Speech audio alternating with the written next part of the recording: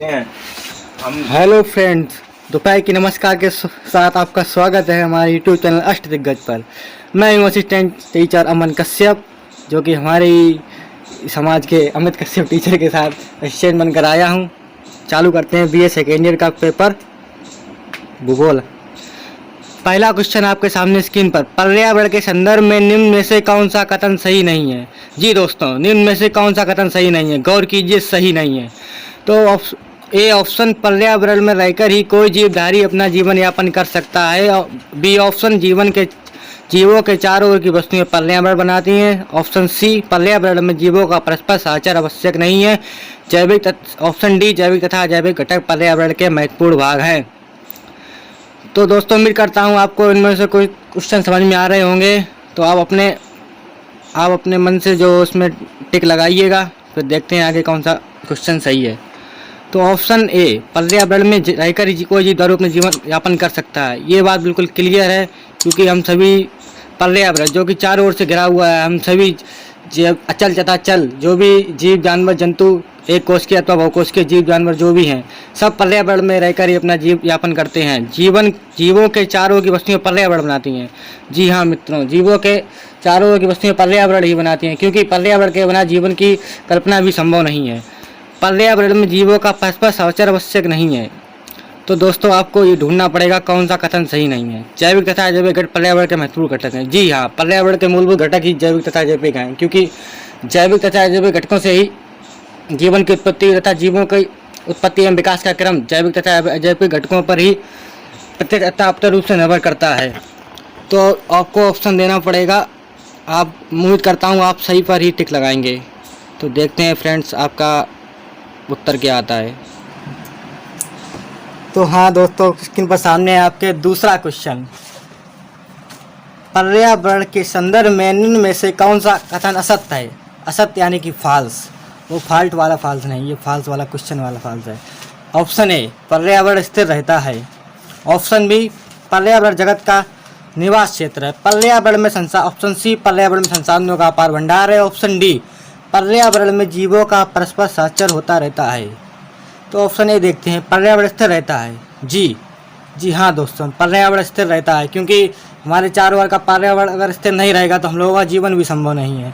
तो मुझे लगता है शायद पर्यावरण स्थिर रहता है, ये भी सही है। और आपका देखिए, आपका ऑप्शन क्या आता है। तो आप जल्दी से टिक कीजिए दोस्तों, और बने रहिए हमारे यूट्यूब चैनल के साथ। जल्दी आपको अगली PDF हल कराई जाएगी, इसके लिए जुड़े रहेंगे और ज़्यादा से ज़्यादा लोगों को शेयर कीजिए। तब तक आप अपना टिक लगाइए और सही आंसर अपने मार्क ऑप्टेन जो आपने किए हैं उनको भी जोड़ते रहिए। पर्यावरण जगत का निवास क्षेत्र है।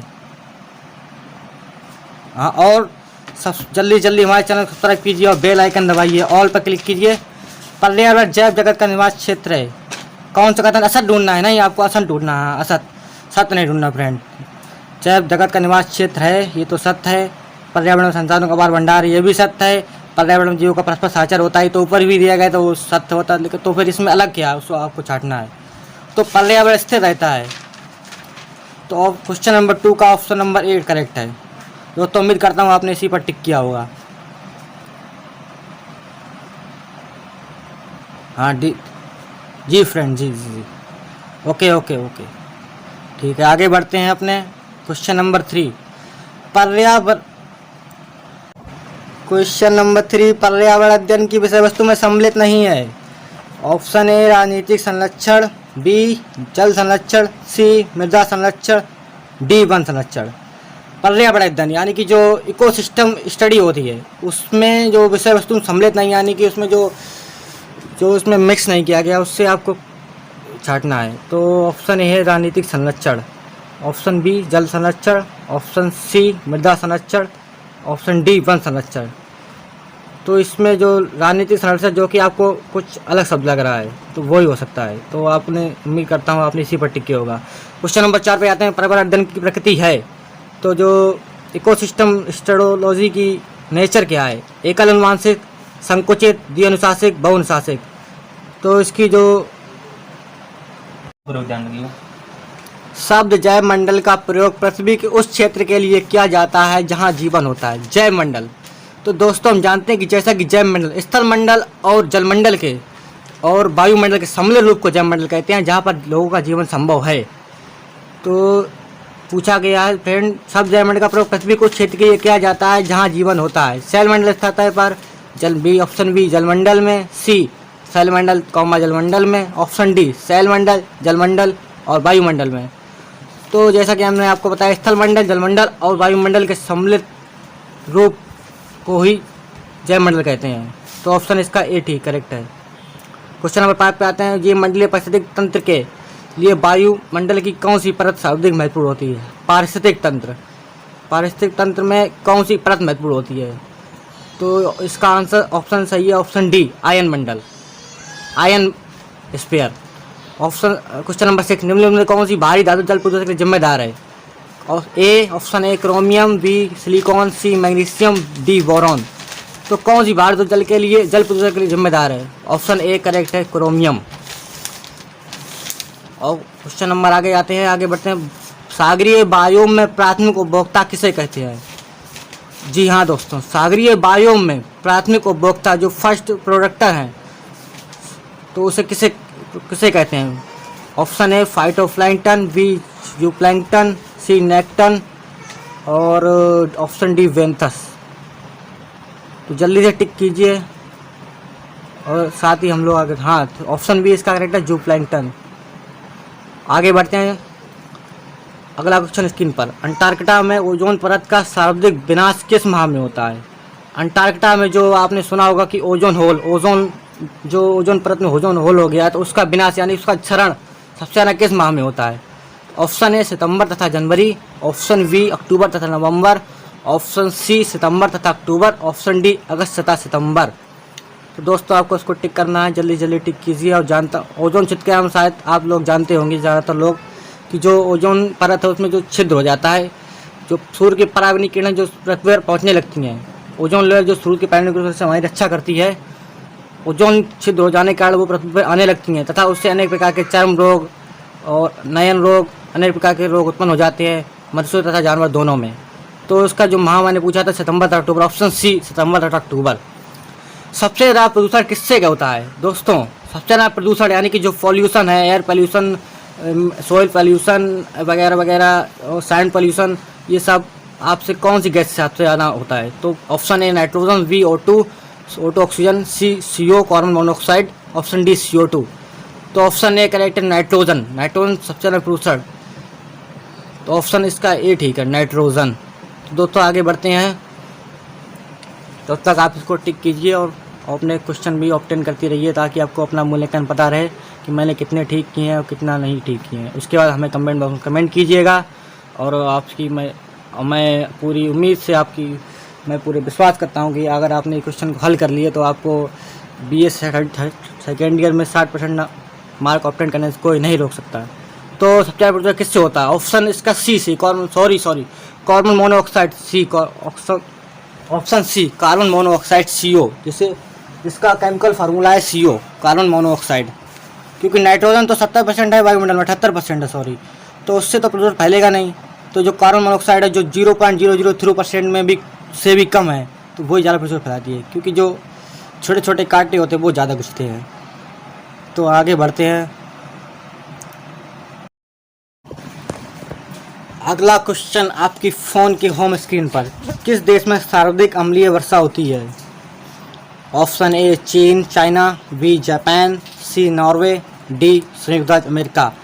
अम्लीय वर्षा, एसिड रेन, अम्लीय वर्षा के बारे में आप जानते हैं, वह वर्षा जिसका pH मान जो 7 जो उदासीन होता है, तो जब pH मान वर्षा का 7 से नीचे गिर जाता है तो उसे अम्लीय वर्षा कहलाती है। अम्लीय वर्षा में जो ये अम्लीय जल जलाशयों में भर जाता है तो इससे जलीय जीव जो प्रभावित होते हैं। तो इसका ऑप्शन है option B correct, option B Japan. रक्त कैंसर, ब्लड कैंसर किस औद्योगिक रसायन से होता है? ब्लड कैंसर, ऑप्शन है benzene, B manganese, C PCB, D asbestos. आगे क्वेश्चन, अखबार में कौन सा विषैला तत्व होता है? ए पारा, B lead, C manganese, D cadmium lead. Option B correct है, बी लेड, PB प्लम्बम। घर में हानिकारक विकिरण का सबसे बड़ा स्रोत है? ए पंखा, ऑप्शन बी हीटर, सी रंगीन TV, डी ट्यूब रोशनी। तो हानिकारक जो रेडिएशन होता है उसका सबसे बड़ा सोर्स क्या है? हीटर।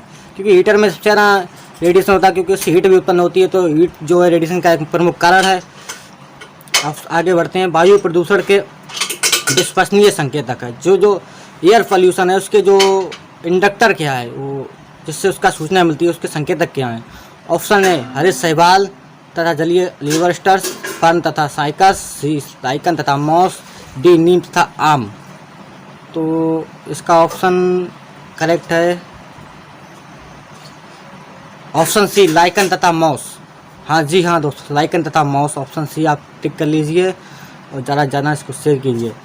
जल जनित बीमारी है, जल जनित यानी कि जल से जो उत्पन्न होती है वो डिजीज़ है, एक रोग है। तो इसका रोग जल से उत्पन्न वाली पीलिया, बी रेबीज, सी टिटनेस, डी पोलियो। तो जल से उत्पन्न वाली एक है बीमारी, ऑप्शन इसका करेक्ट है डी ए पीलिया। अम्ल वर्षा, अम्ल वर्षा दोस्तों मैंने आपको बताया जिसका जिस वर्षा का पीएच मान 7 से नीचे गिर जाता है तो अम्ल वर्षा कहलाती है। तो वही आपको आगे क्वेश्चन में आ गया है। तो जल का पीएच घटाती है अम्ल वर्षा, ऑप्शन बी।